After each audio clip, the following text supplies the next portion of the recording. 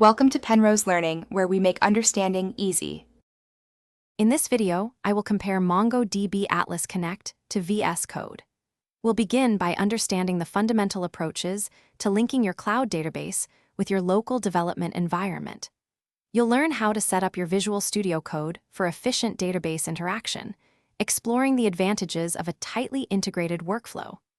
This will help streamline your development process, saving you valuable time and effort when working with your data. One popular method involves using the official MongoDB for VS Code extension. This powerful tool allows you to connect directly to your Atlas clusters by simply pasting your connection string.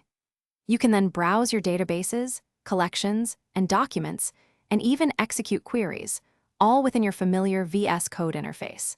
It offers a highly visual and intuitive way to manage your data, making it ideal for quick inspections and development tasks.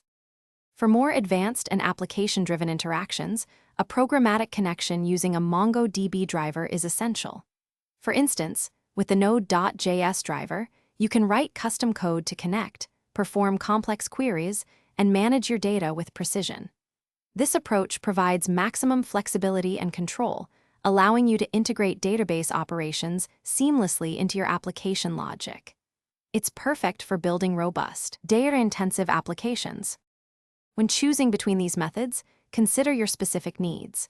The VS Code extension is excellent for quick data exploration and development, offering immediate visual feedback. For production applications requiring dynamic data handling, programmatic connections are indispensable. Always prioritize security by using environment variables for your connection strings. Combining both approaches can provide a highly efficient and secure development workflow, giving you the best of both worlds. Thanks for watching. If this was helpful, leave a like and consider subscribing. See you next time.